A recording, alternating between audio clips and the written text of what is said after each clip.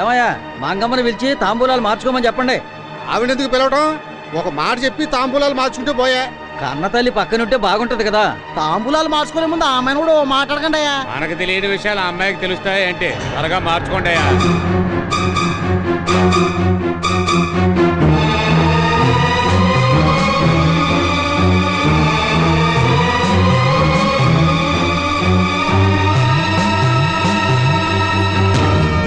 అందరూ లోపలికి వెళ్ళండి. ఏంటి వెళ్ళండి. ఎందుకు ఇలా చేస్తున్నావు?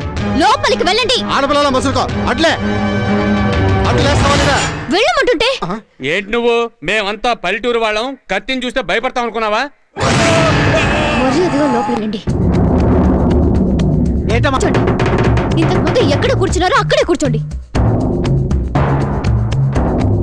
కదిలేరంటే అందరినీ చంపేస్తాను. మీకు కూడా చెప్తాను, కూర్చోండి. చిన్న మావయ్యని మర్యాదిస్తున్నాను, దాన్ని కాపాడుకోండి. ఈశ్వరి నోరుమై, అంతా నీ వల్లే. కన్న తల్లిని అంత మాట్లాడుతున్నా. నువ్వు మూసుకో. ఎవరు తాంబూలాలు మార్చమంది? ఎవరిక్కడ తాంబూలాలు మార్చమంది? ఆ పిల్లకి ఇలాంటివన్నీ ఏం తెలుసా అని అన్నదెవరు? ఎవరు అన్నారు? ఎవరది? నీకు మాత్రం అవన్నీ తెలుసా? నా బతుకు ఎందుకు ఇలా అయిందో తెలుసా నీకు? ఇలాంటి డైలాగ్స్ వల్లే మనకి తెలియని విషయాలు ఆ పిల్లకి ఏం తెలుసు అని అన్నారే. మీకు ఈ పెళ్లి ఇష్టమేనని అడగకుండా తిరిగిచ్చి చేశారే, అందుకే ఈ సమస్యలన్నీ. ఒక్క మాట నీకు ఇష్టమేనా అని ఆయన అడుగుంటే నాకు ఈ పరిస్థితి వచ్చేది కాదు. ఊళ్ళ వెంట రోడ్ల వెంట తిరగాల్సిన అవసరం ఉండేది కాదు. గుళ్ళు గోపురాలు తిరిగి కుమిలి ఏడ్చే అవసరం ఉండేది కాదు. 6 ఏళ్లుగా నేనెంత నరకం అనుభవిస్తున్నారో మీకు ఎవరికైనా తెలుసా? కనీసం నేను ఎలా ఉన్నానని మీరు ఎవరైనా పట్టించుకున్నారా? ఆ రోజు పెళ్లికొచ్చి పీకల దాకా మెక్కి వెళ్లడంతో అయిపోయింది మీ పని. కష్టపడింది, కన్నీరు పెట్టుకుంది నేనేగా. ఎందుకని? బలి పశువులాగా నోరు తెరవకుండా మౌనంగా ఉన్నందువల్ల. మంచి చెడు ఆలోచించకుండా పెళ్లి చేసి అక్షంతలు వేసి మీరు వెళ్ళిపోతారు. జీవితాంతం కష్టపడేది నేనేగా. ఇక నేను ఆ తప్పు చేయను. మార్చిన తాంబూలాలు మళ్ళీ మార్చుకోండి. ఇక నా విషయం నేను చూసుకుంటాను. నువ్వులే. నీకు నేను నచ్చానా? లేదు. నన్ను పెళ్లి చేసుకుంటావా? చేసుకోను. నేను ఇతన్ని పెళ్లి చేసుకుని జీవితాంతం కష్టపడే కంటే మీ అందరినీ చంపేసి జైలుకెళ్ళి కూర్చుంటాను. తాంబూలాలు మార్చుకో. మారుస్తావా లేదా? తొందరగా అయ్యమ్మా. కూర్చో. మార్చుకో. ఏమ్మా, ఇలా అడుగుతున్నాను, కత్తి చూపించుకో.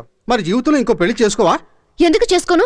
తప్పకుండా పెళ్లి చేసుకుంటాను. పిల్లల్ని కూడా కంటాను. కుటుంబంతో సహా ఫోటో తీయించుకుని ఊరందరికీ పంచిపెడతాను. అది ఎప్పుడు అన్నది నేను నిర్ణయించుకుంటాను. ఎవరూ జోక్యం చేసుకోవద్దు. ఆస్తులు, బంధుత్వాలు, కులమతాలు చూసి చేసే వివాహాలు నాతోనే అంతం కావాలి. అర్థమైందా? నేను వెళ్లే వరకు ఎవ్వరూ కదలకూడదు. అది కాదమ్మా.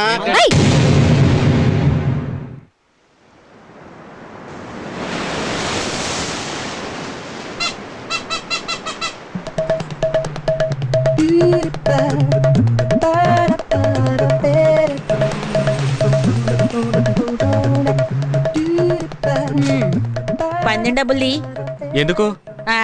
చివరి వరకు ఫ్రెండ్స్ గా ఉంటామని చెప్పి పిల్లలకి అన్నారుగా. అసలు మా గురించి ఏమనుకుంటున్నావు? నన్ను మభ్య పెట్టాలని చూడొద్దు. ముందు పందెం డబ్బుల్ది. మేము ఓడిపోలేదుగా, ఇప్పుడు కూడా మేము ఫ్రెండ్స్ వే. ఆహా, మరి పాప పెళ్లి చేసుకోకుండానే గణేశారా? మా ఆయన విన్నాడంటే నిన్ను చంపేస్తాడు. ఆయనేడి? అదిగో ఐస్ క్రీమ్ కొంటున్నాడు. హలో, ఆ బ్లాక్ టీషర్ట్ దీని మొగుడు, ఆ 68 నా మొగుడు. మీరేనా వీళ్ళిద్దరికి భర్తలు? అవును. ఒట్టు దీనికి మ్యారేజ్ సర్టిఫికేట్ చూపించమంటా?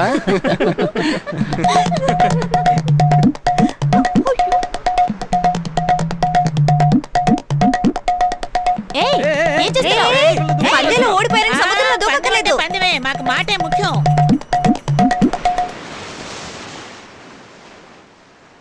సందేహపడని భర్త దొరికినప్పుడు ఏ అమ్మాయి జీవితమైనా స్వర్గమేనయ్యా. వీళ్ళ స్నేహం ఇలా నిలబడ్డానికి మీ గొప్ప మనసులే కారణం.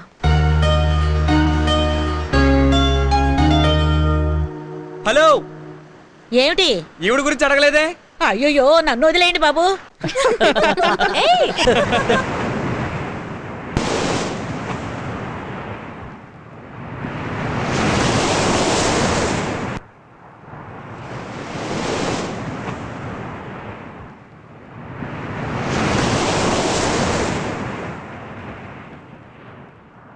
పువ్వులు కొంటాం కానీ తప్పుగా అనుకోకు.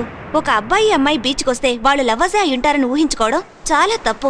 నా లెక్క ఎప్పుడు తప్పదమ్మా. ఆడా మగ కలిసి తిరిగితే వాళ్ళు ప్రేమికులే కానక్కర్లేదు. అదంతా నాకు తెలీదు. 7 ఏళ్లుగా ఇక్కడే పువ్వులు అమ్ముతున్నాను. నేను చూడని జంటలా. అందరం ఒకే కాలేజీలో చదువుకుంటున్న ఫ్రెండ్స్, చచ్చే వరకు ఫ్రెండ్స్ గానే ఉండిపోయే ఫ్రెండ్స్. సార్, మీరు పువ్వులు కొనకపోయినా పర్వాలేదు, కానీ నా లెక్కను మాత్రం తప్పు పెట్టకండి.